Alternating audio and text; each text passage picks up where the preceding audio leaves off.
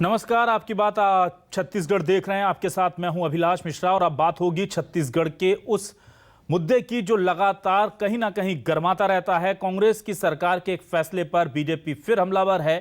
दरअसल सरकार ने निगम और मंडलों को अपने सरप्लस बजट की राशि सरकार के खाते में जमा करने का आदेश दे दिया। एक अनुमान के मुताबिक ये राशि करीब 1000 करोड़ है, जो निगम मंडल अपने इमरजेंसी फंड के लिए रखते हैं या रिजर्व फंड के लिए रखते हैं। अब बीजेपी इसी को आधार बताकर आरोप लगा रही है कि कांग्रेस की सरकार दिवालिया हो गई है। लेकिन पलटवार में खुद सीएम भूपेश बघेल ने 2013 में रमन सरकार के समय जारी ऐसे ही आदेश की कॉपी ट्विटर पर जारी कर दी, जिसके बाद अब बीजेपी घिर गई है, क्योंकि वो जिन चीजों को लेकर सवाल उठा रही थी, क्या 2013 में रमन सरकार वो सब कर चुकी है? दरअसल बीते 3 साल में राज्य सरकार करीब 51,000 करोड़ का कर्ज ले चुकी है और यह कहा जा रहा है कि सरकार के पास महीने का खर्चा चलाने का भी पैसा नहीं है। इसलिए निगम मंडलों का जो सरप्लस फंड है उसे निकालकर अब खर्चा चलाने की बात हो रही है। लेकिन बीजेपी ने घेरा जरूर, पर ऐसा लग रहा है कि अब ये बैकफायर कर गया है मुद्दा और बीजेपी ही इसमें घिरती नजर आ रही है। तो क्या है छत्तीसगढ़ के कर्ज की सच्चाई? इसी पर करेंगे आज आपकी बात।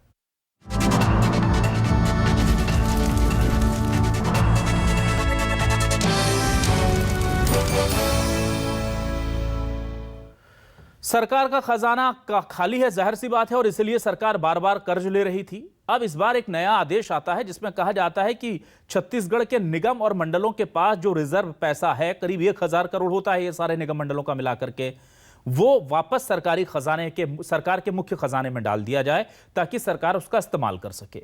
इसे लेकर के डॉक्टर रमन सिंह ट्वीट कर देते हैं और बोल देते हैं कि लगता है सरकारी खजाना खाली हो गया है और सरकार विफल रही है आर्थिक मैनेजमेंट के काम में। लेकिन सीएम भूपेश बघेल ने डॉक्टर रमन सिंह की याददाश्त पर सवाल उठाते हुए कहा कि लगता है उनकी याददाश्त चली गई है, और साथ ही साथ एक साथ 7 लेटर जारी कर दिए जो डॉक्टर रमन सिंह के सरकार के कार्यकाल में इसी तरह के काम को करवाने के लिए जारी हुए थे, यानी कि निगम मंडलों के पैसे को सरकार ने यूज किया था। इसे लेकर के कांग्रेस और बीजेपी में घमासान है। बयान सुनिए। सरकार वो दिवालिया होते जा रही है। लगभग 80,000 करोड़ के कर्ज में अभी 3 साल में इस छत्तीसगढ़ को डुबो डाले। पता नहीं आने वाले साल में कोई ऐसे इनके पास जादू के खजाने नहीं है जिससे इसकी भरपाई करे, या 2 साल अभी जो और बचे हैं इनके कार्यकाल, उसमें पता नहीं कितने कर्ज और ले लेंगे।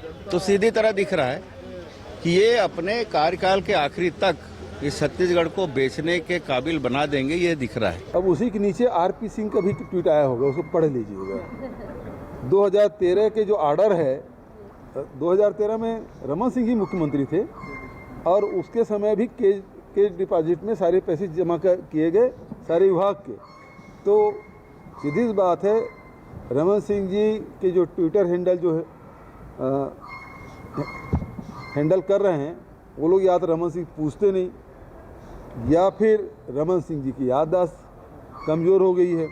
15 साल सत्ता में रहे, और ये तो साधारण सी प्रक्रिया है। हम लोग मध्य प्रदेश में देखते थे, तभी के डिपॉजिट जमा किया जाता था।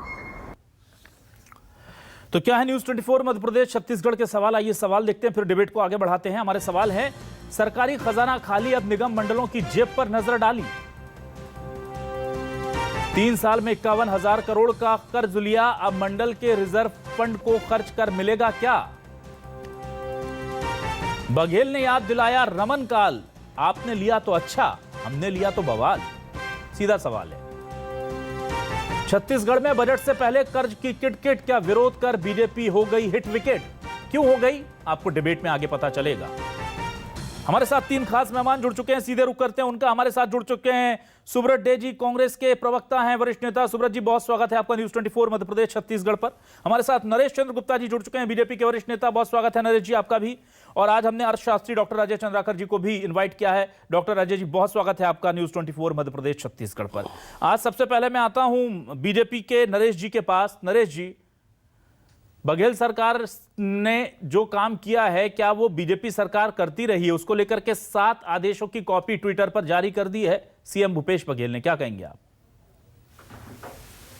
देखिए, ये मैं पूरे इस बार डॉक्टर साहब का जो बयान आया था ना रमन सिंह जी का, उसका बैकग्राउंड पर जाते हुए बारी थोड़ा सा पेशेंस शेयरिंग देंगे, मैं उस पर सारी चीजें बताता हूँ। सरकार की स्थिति है है, सरकार 3 साल की है, 3 साल में 51 सरकार स्वयं ने 3 सालों में 51,000 करोड़ से ज्यादा का कर्ज लिया।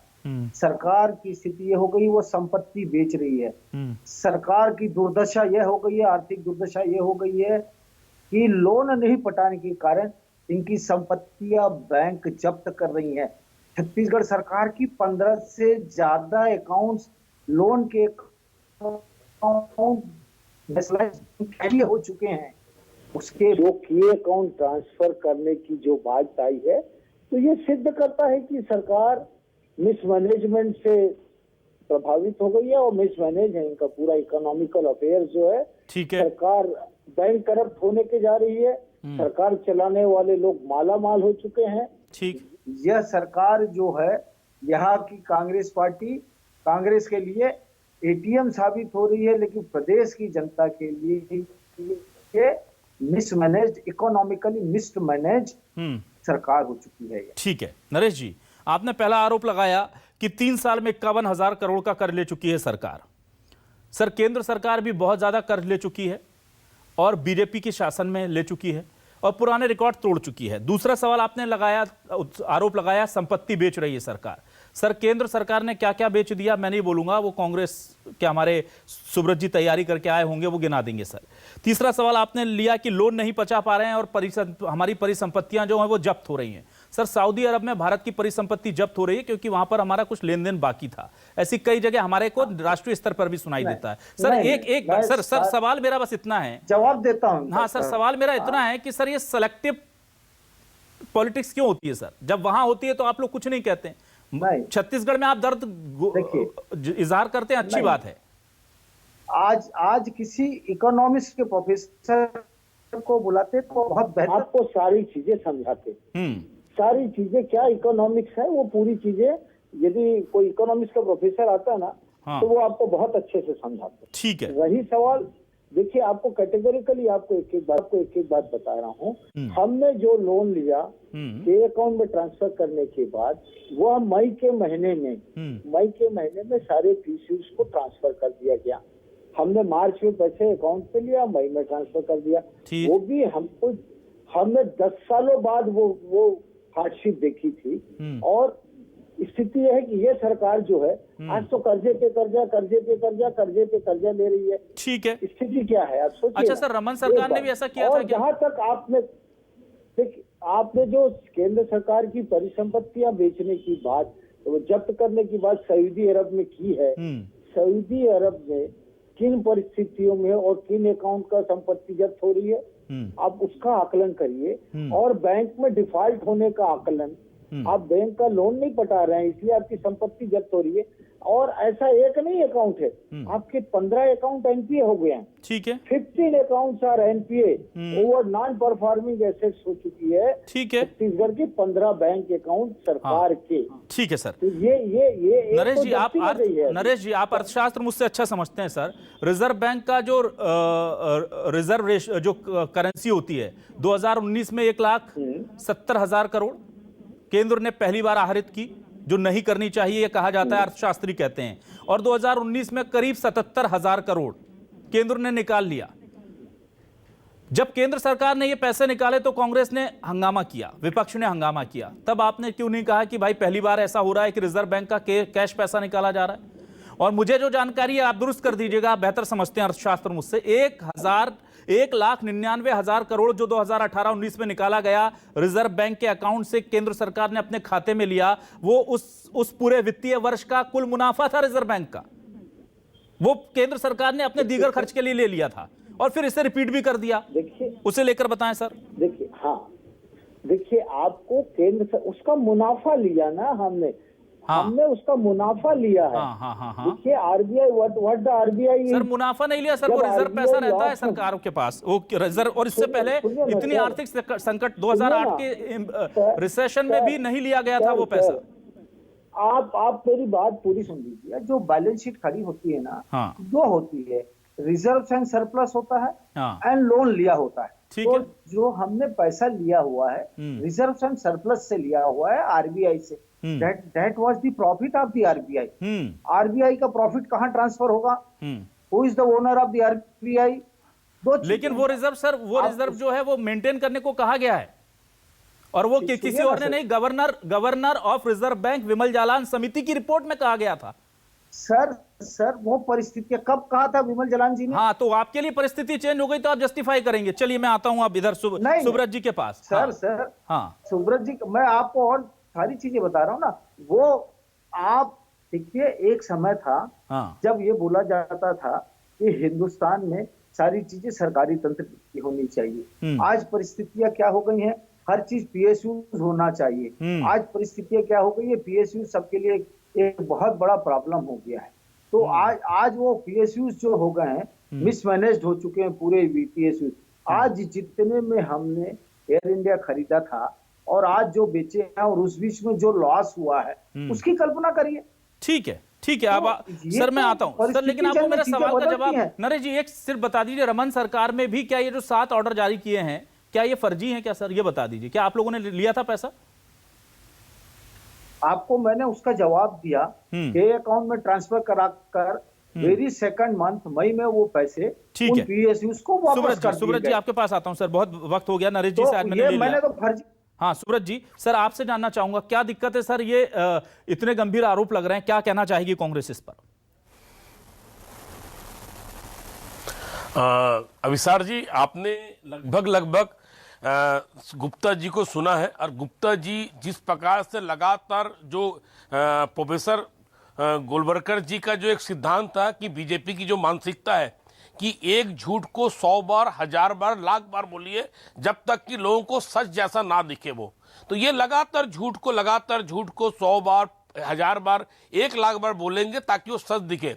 किंतु सच सबके सामने है, छत्तीसगढ़ की जनता के सामने है, मीडिया के सामने है, हर कोई जानता है सच्चाई क्या है इसमें। पहली बात, के जो अकाउंट होता है, के डिपॉजिट, उस डिपॉजिट को कहते हैं जो निगम मंडल अन्य जो विभाग होते हैं, यदि उस वित्तीय वर्ष में उन पैसे का उपयोग नहीं कर पाते हैं, ऐसे स्थिति में उस पैसे को के डिपॉजिट में डाल दिया जाता है, और उसको बाद में वित्त विभाग की अनुशंसा लेकर बाद में विभाग चाहे वो खर्च कर सकता है या सरकार जैसा चाहेगी, वित्त विभाग जैसा अनुमोदित करेगा उस आधार पर उसे खर्च किया जाएगा। ये के डिपॉजिट का ये नियम है। ठीक है। हर राज्य में, जब हम मध्य प्रदेश में भी थे और आज मध्य प्रदेश जहां भाजपा है वहां पे भी के डिपॉजिट के माध्यम से होता है। डॉक्टर रमन सिंह जी भी जब मुख्यमंत्री थे, उन्होंने भी इस के डिपॉजिट के रकम को उठाया और एक जो प्रक्रिया उसके अनुसार कार्य किया।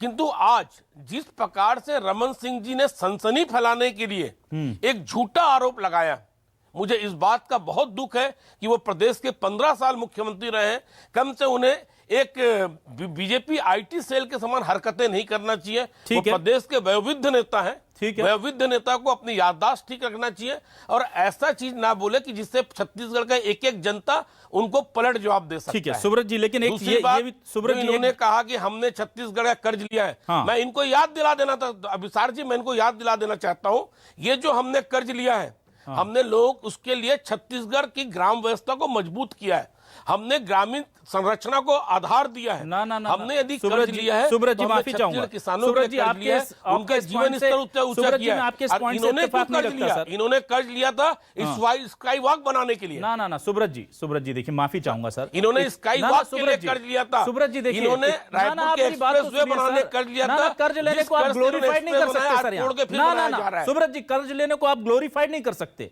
आप उस पर पॉलिटिकली। क्या आपने कर्ज नहीं लिया? मैं आपसे पूछता हूं, क्या केंद्र सरकार कर्ज नहीं लेती है? बिल्कुल। मैं आपसे पूछता हूं, आप एक ऐसा राज्य का नाम बताएं जो बिना कर्ज के काम कर रही है। बिना कर्ज के काम नहीं हो रहा, लेकिन आप तो बहुत बड़े अर्थशास्त्री बनते हैं। मैं आपसे पूछता हूं, 3 साल में मुझे बताइए सर, 3 साल में 51,000 करोड़ आपने कर्ज ले लिया, ये भी तो ज्यादा है ना सर।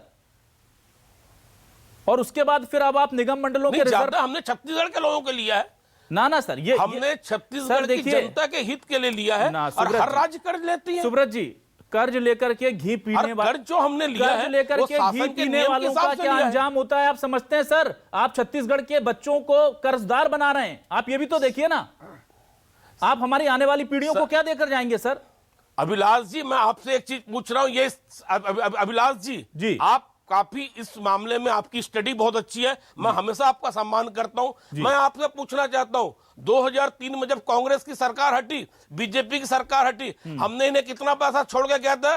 राजकोषीय फंड कितना था, ठीक है। और जब ये सरकार में 2018 में उतरे तब इन्होंने कितना कर्जा छोड़ा था। हमने सरप्लस फंड दिया था 2003 में, और इन्होंने बदले में हमें विरासत में कर्ज दिया था। जब कर्ज के विरासत से हम आए हैं तो कर्ज तो लेना ही पड़ेगा। मैं चंद्राकर जी के हमने पास 2003 में चंद्राकर जी देखिए, अब आर्थिक पैमाने बदल गए। पहले कहा जाता था वित्तीय घाटा जो है सकल घरेलू उत्पाद का 3.5% होना चाहिए। हमने देखा पिछले 10 सालों में परिभाषा चेंज होकर के 5.5 इसका अपने मन से बढ़ा दिया गया। खुद तय कर लेते हैं ये लोग। उसके बाद हमने देखा था रिजर्व बैंक का रिजर्व पैसा कभी नहीं निकलता था, निकलने लगा। निगम मंडलों से पैसा लेने लगे, कर्ज लेकर के सीना ठोकने की तो अब चाहे केंद्र हो या राज्य हो सबकी आदत हो गई है। तो सर, क्या हम अपने आने वाली पीढ़ियों के बारे में बिल्कुल नहीं सोच रहे हैं, और सिर्फ वर्तमान को अगर हम देखते रहेंगे तो भविष्य का हमारा अंधकार में नहीं होगा? बिल्कुल अभिलाष जी, इस महामारी के दौर में चाहे केंद्र की सरकार हो या फिर राज्य की जितनी भी सरकारें हैं, इनको आर्थिक अनुशासन अपने आप में लाना पड़ेगा, प्रशासन से लेकर के पूरे कार्यपालिका तक।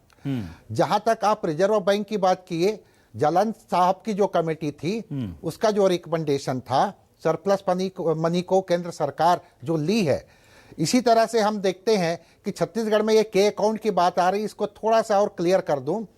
के अकाउंट वो अकाउंट होता है जिसमें किसी भी डिपार्टमेंट का या मंडल, निगम या प्राधिकरण की चर्चा हुई है, इनके सरप्लस अधिक के मनी को रखा गया, लेकिन ये पैसा एक सिविल अकाउंट है, उसमें सुरक्षित रहेगा।